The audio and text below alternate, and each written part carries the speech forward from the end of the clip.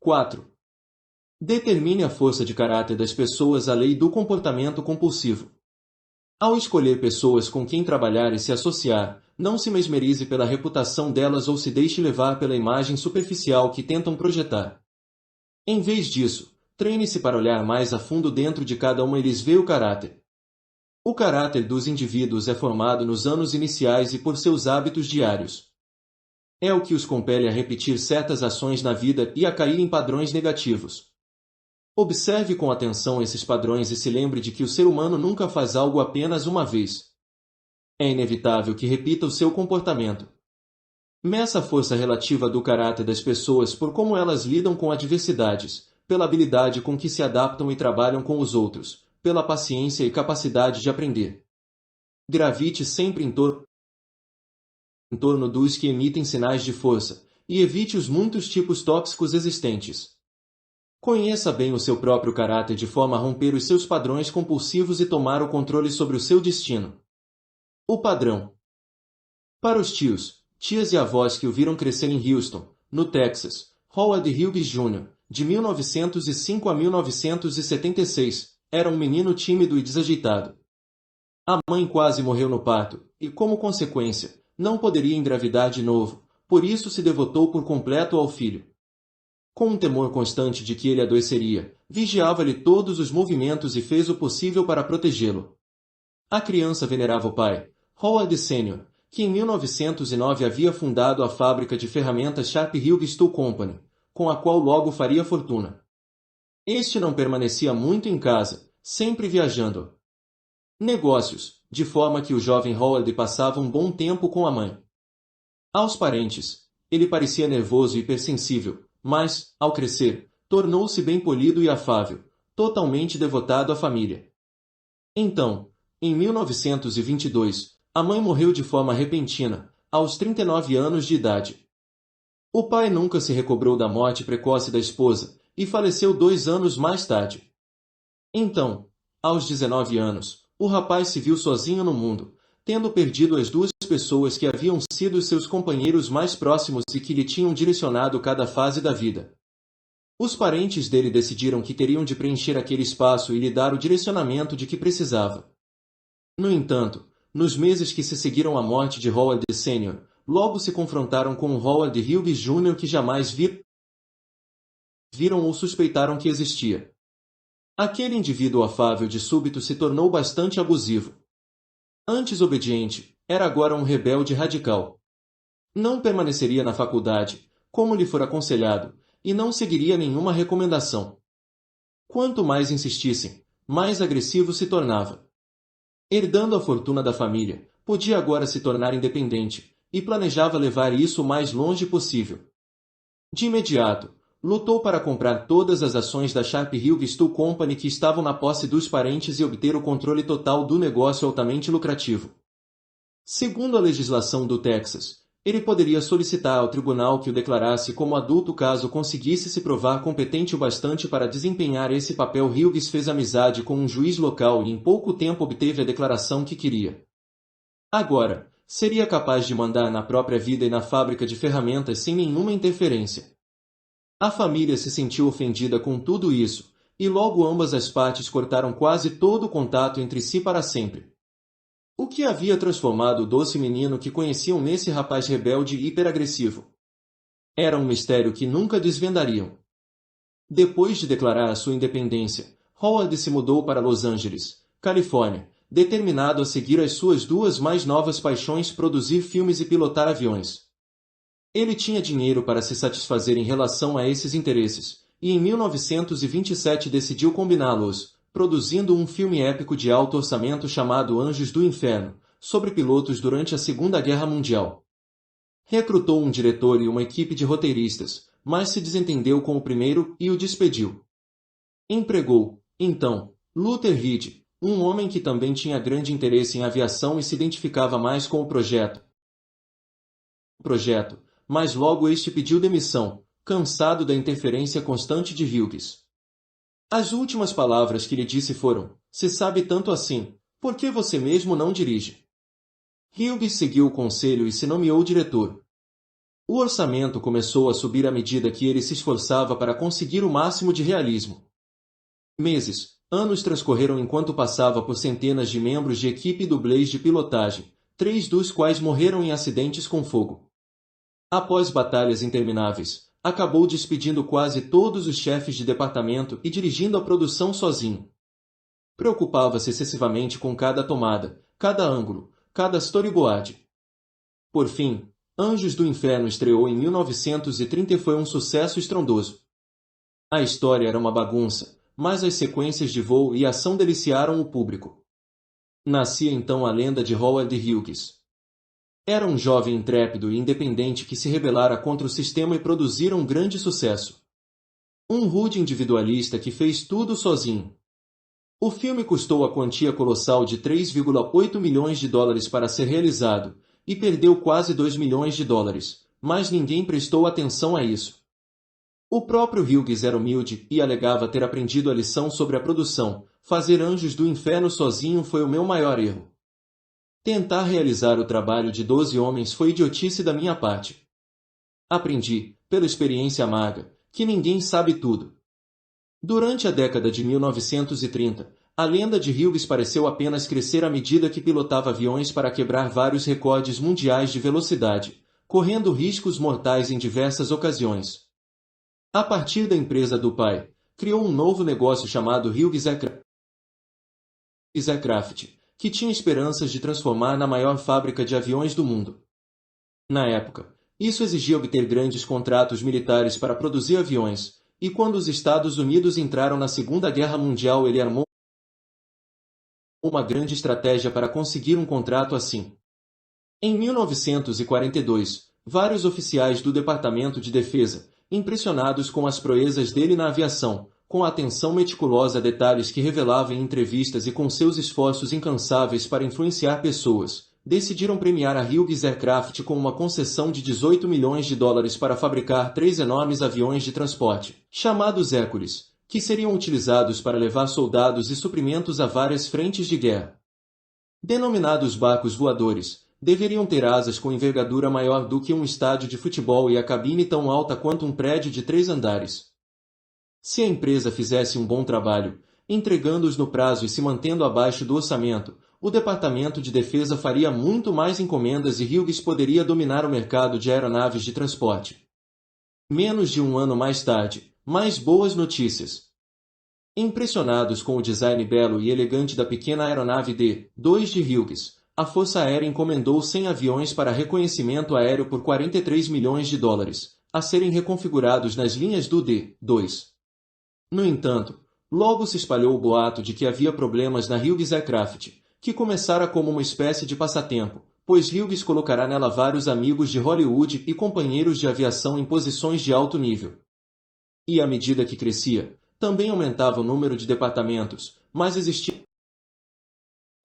pouca comunicação entre eles. Tudo precisava passar pelo próprio Hughes.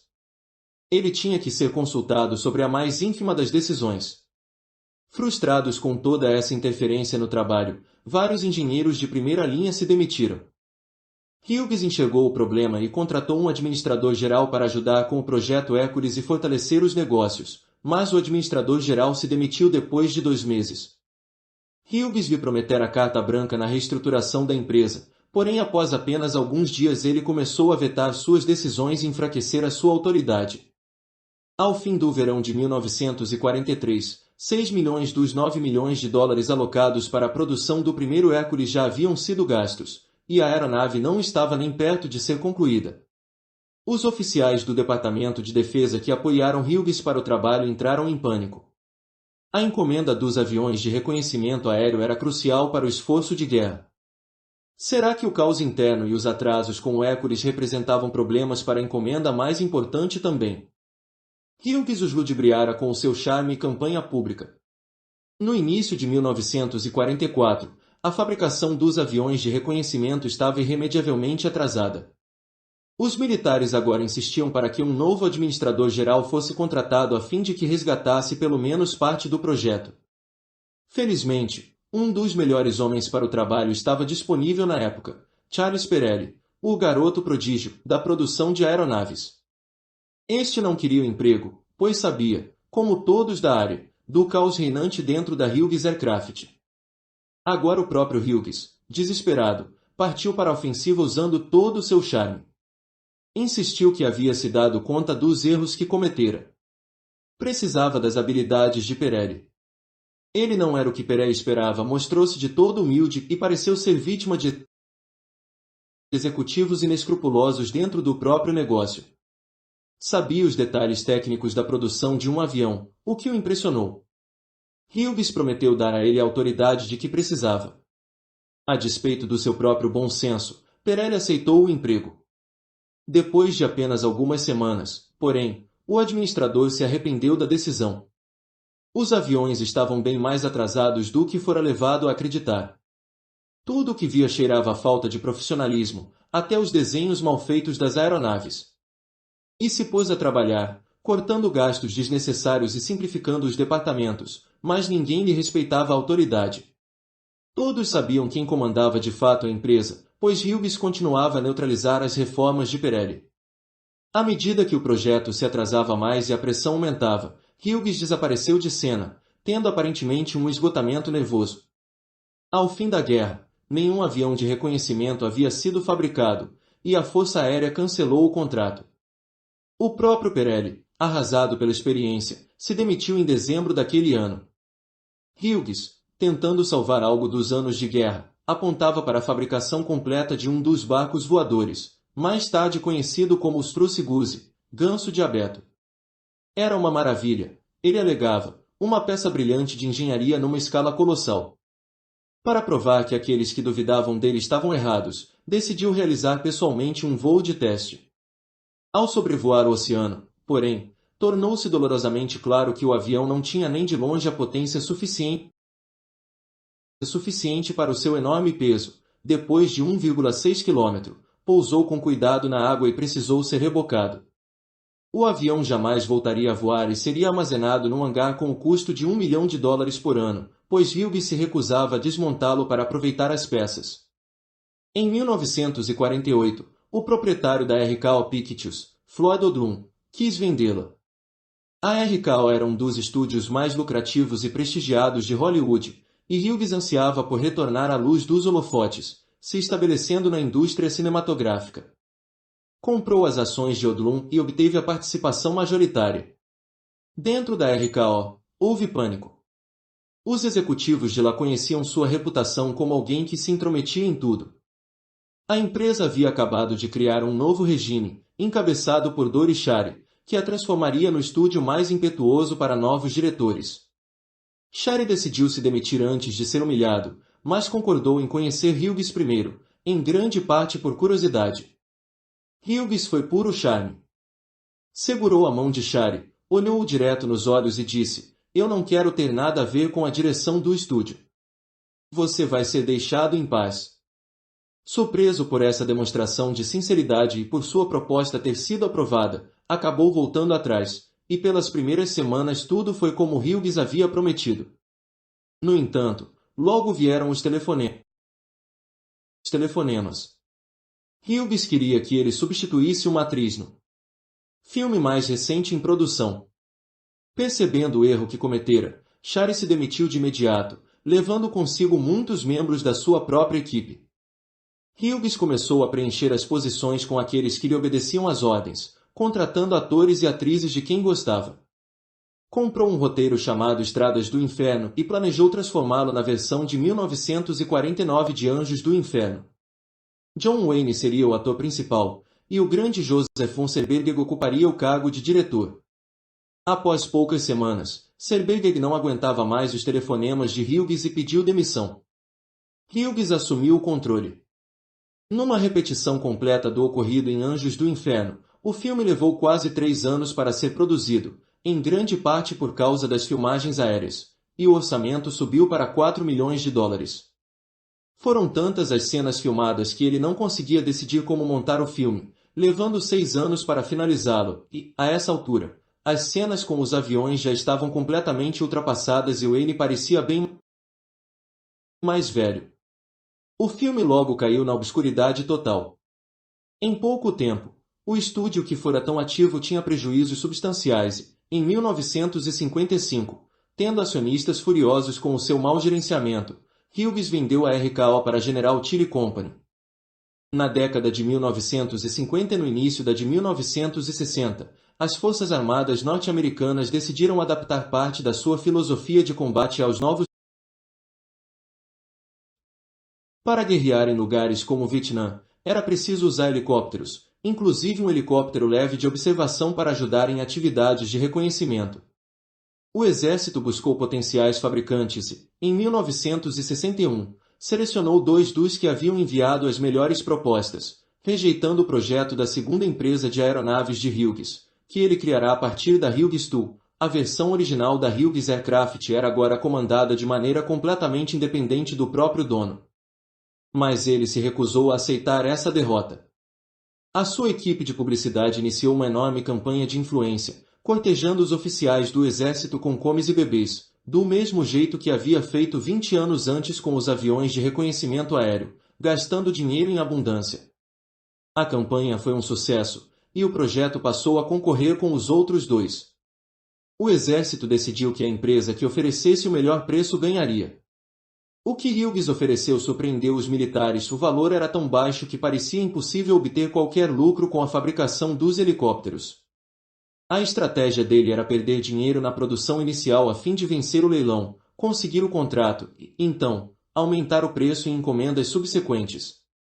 Em 1965, o exército finalmente cedeu o contrato a Hughes, uma façanha inacreditável para uma empresa que havia tido tão pouco sucesso na produção de aeronaves. Se os helicópteros fossem bem feitos e entregues no prazo, o exército poderia, com sorte, encomendar milhares deles, e Hughes usaria isso como um trampolim para a produção de helicópteros comerciais, um negócio em expansão. À medida que a guerra do Vietnã se acirrava, o exército com certeza aumentaria a sua encomenda e Hughes receberia uma fortuna, mas, enquanto aguardavam a entrega dos primeiros helicópteros, os que tinham cedido aquele contrato entraram em pânico. A empresa encontrava-se atrasada em relação ao prazo combinado, e uma investigação foi iniciada para descobrir o que acontecia. Para o horror dos militares, não parecia existir nenhuma linha de produção organizada. A fábrica era pequena demais para um projeto daquele tamanho. Os detalhes estavam todos errados, os desenhos não eram profissionais, as ferramentas eram inadequadas e havia pouquíssimos trabalhadores capacitados no local. Era como se não tivessem experiência em projetar aviões e tentassem descobrir como fazê-lo à medida que o trabalho avançava. Era exatamente a mesma situação dos aviões de reconhecimento aéreo, de que apenas alguns militares ainda se recordavam. Estava claro que Hughes não aprenderá nenhuma lição com o fiasco anterior. Como previsto, os helicópteros foram entregues apenas de pouco em pouco. Desesperados, os oficiais do exército decidiram realizar um novo leilão para uma encomenda muito maior dos 2.200 helicópteros de que necessitavam, na esperança de que alguém mais experiente surgisse com um preço menor e forçasse Hughes para fora da jogada. Este entrou em pânico. Perder a concorrência seguinte seria a sua ruína. A empresa contava com a possibilidade de aumentar o preço para a nova encomenda a fim de se recuperar das perdas enormes sofridas com a produção inicial. Era essa a aposta que ele havia feito. Se tentasse oferecer um preço baixo para os helicópteros adicionais, não obteria nenhum lucro, e se a sua oferta não fosse baixa o bastante, alguém mais ofereceria um preço menor, que foi o que acabou acontecendo. Ao fim de tudo, a perda para Hughes pelos helicópteros que fabricou foi de astronômicos 90 milhões de dólares, cujo efeito na empresa foi devastador. Em 1976, Howard Hughes morreu num avião que partiu de Acapulco para Houston, e a necrópsia realizada em seu corpo revelou ao público o que lhe aconteceu na última década de sua vida. Por anos, ele fora viciado em analgésicos e narcóticos. Havia vivido em quartos de hotel selados hermeticamente, com o medo mortal da mais ínfima possibilidade de contaminação por germes. À época da sua morte, pesava meros 42 quilos. Viverá em isolamento quase completo, servido por uns poucos assistentes, tentando desesperadamente manter tudo isso em segredo. Foi derradeira ironia que o homem cujo maior temor havia sido a perda de controle terminasse em seus últimos dias à mercê total de um punhado de assistentes e executivos, que supervisionavam a sua lenta morte por drogas e que arrebataram dele o controle essencial da empresa. Interpretação